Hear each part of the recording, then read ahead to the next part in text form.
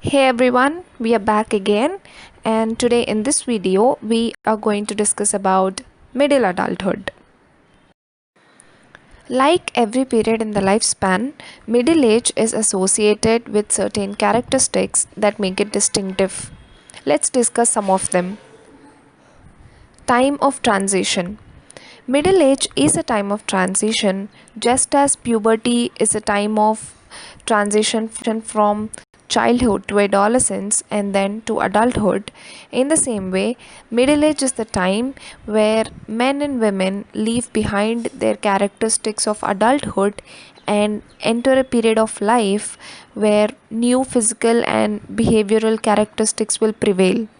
Not only in these, but changes in their adjustments to new values, new patterns of behavior, and even in their fertility or fertility will also come under these.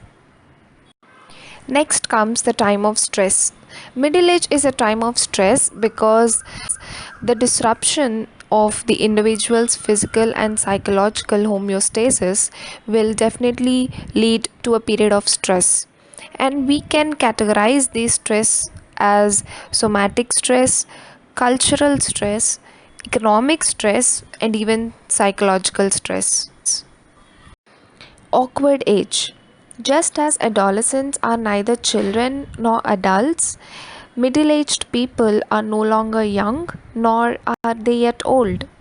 So they suffer from the discomforts and embarrassments associated with both of the age groups, feeling that they have no recognized place in the society and they try to be as inconspicuous as possible.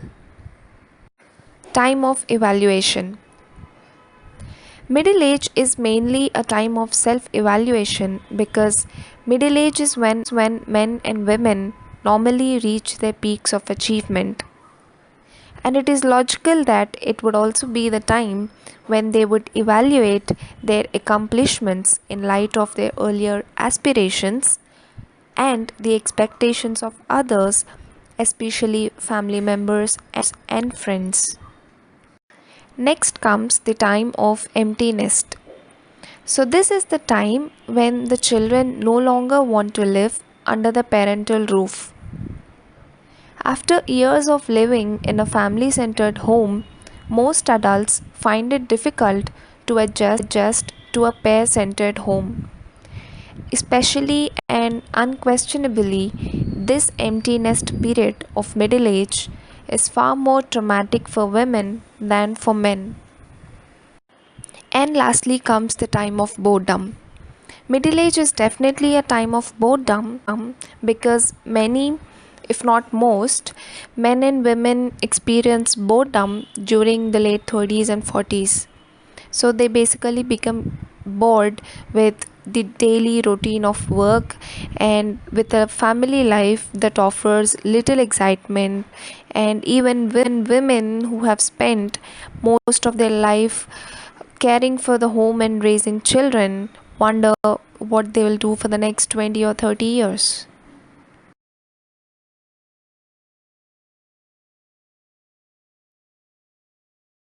Now let's discuss the developmental tasks of middle age.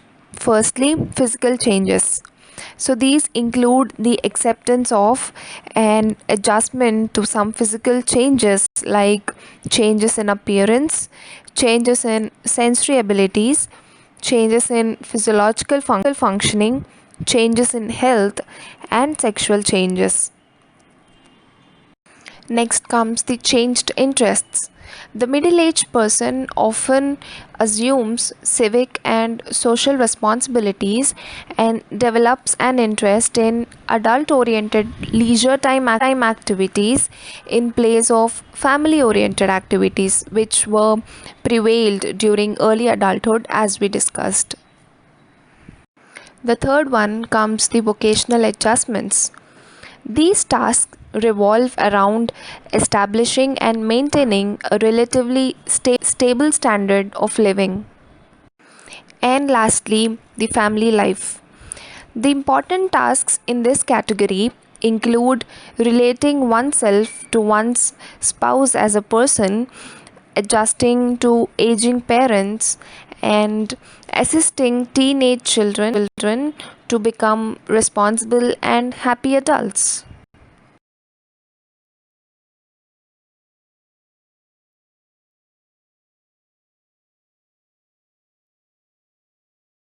Now let's discuss the major happenings in women during this middle adulthood, which is the menopausal syndrome. So, firstly, let us see the cessation of menstruation. So, the women may experience a sudden cessation of menstruation or even increased irregularities with the periods coming further and even shorter cycles with profuse flow. Next is stress. So during this time there is a very much developed stress and even irritability which will bring problems in their personal life. Reproduction stops. Yes, definitely during this time the production of ovary hormones are stopped, due to which the reproduction is not going to be happening further. Decline in feminine appearance. As production of the ovarian hormones diminishes, the typically feminine secondary sex characteristics become less pronounced. Physical discomforts. The most common physical discomforts experienced are flushes, sweating, heart palpitations, restlessness, and frigidity. Weight gain.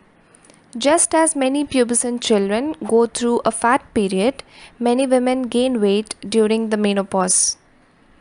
Knobbiness. The joints, especially those of the fingers, often become painful with the decline in ovarian functioning. Personality changes. Many women experience personality changes during the menopause. They become depressed, hostile, and self critical, and they have wide mood swings.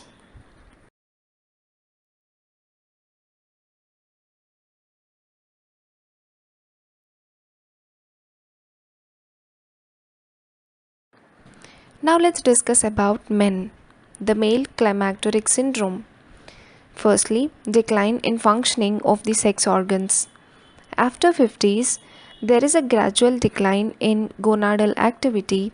Parallelly, there is even a decline in their sexual desires. Decline in masculine appearance. So, with the decline in gonadal activity, some of men lose their typical masculine characteristics and take on that are more feminine. Anxiety about virility. The man whose appearance and behavior seems less masculine may become concerned about his virility. Physical discomforts. Many middle aged men complain of depression, anxiety, irritability, uh, headaches, insomnia, nervousness, flushes, and etc. So, some of these conditions are real, whereas some even are imaginary. Decline in strength and endurance. This decline is due in part to poor health and in part to gonadal deficiency. Because of the high social value placed on strength and endurance, men may feel they are losing their virility when decline in these areas. Personality changes. Concern about the loss of virility causes some middle aged men to behave almost like adolescents. So, this can be a dangerous period for men, during which they may have extramarital affairs, engage in some behaviors that leads to breakup of the family, or even cease caring about their business responsibilities.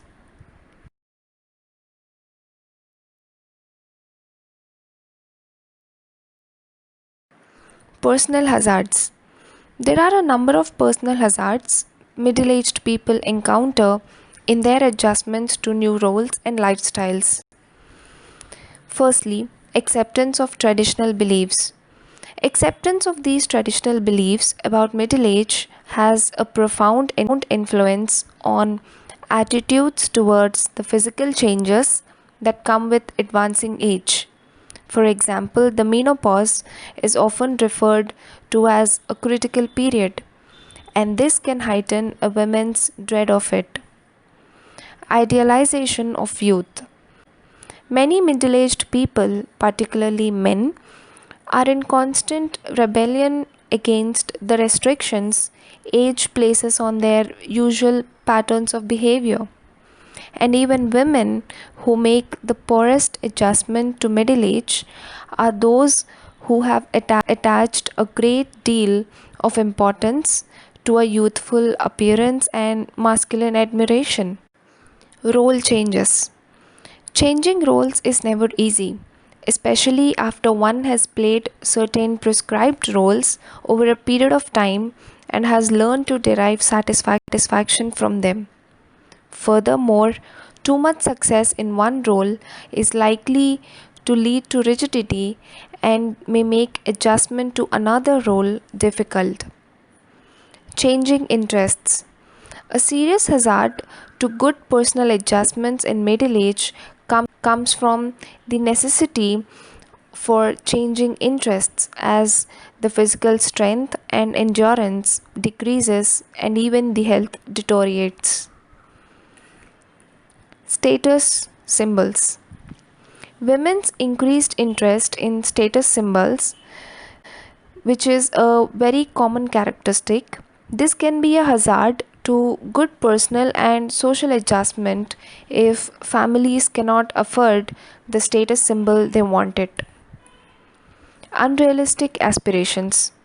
Middle aged people who have unrealistic aspirations concerning their achievements, often carried over from adolescence, face a serious hazard to good personal adjustments when they realize that they have fallen short of their goals and that the time is fast running out. Now let's discuss the common conditions mitigating against good social adjustments, that is, the social hazards. The rocking chair philosophy. Middle aged people who subscribe to the philosophy that aging people should be inactive and they should remain on the sidelines, contributing little to the enjoyment of others in social situations. Preference for family contacts. Men and women who find family members more congenial than outsiders and family activities more enjoyable than community activities will not be motivated to broaden their social horizons. Lack of social skills. Middle aged people who never learned the social skills of their peers when they were younger or who allowed their earlier learned social skills to become rusty during early adulthood will feel ill at ease in social situations. Family pressures. While most middle aged people have fewer family responsibilities than they had when their children were young, and some are still under pressure to help both financially and through personal aid grown children, grandchildren, or dependent elderly parents. So, this reduces not only money for social activities but also time to engage in them. Financial problems.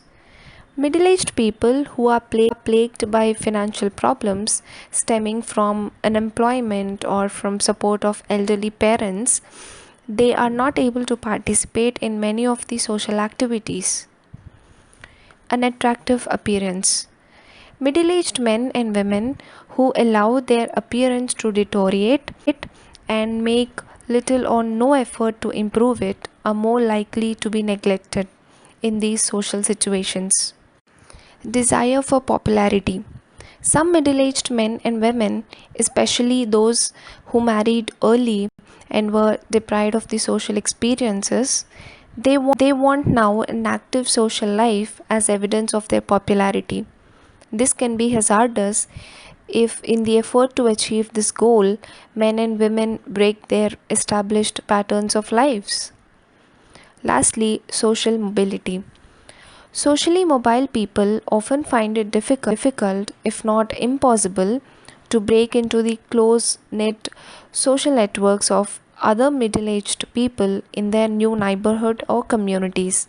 As a result, they must play the role of involuntary isolate or affiliate themselves with any group that will accept them regardless of their interests or values.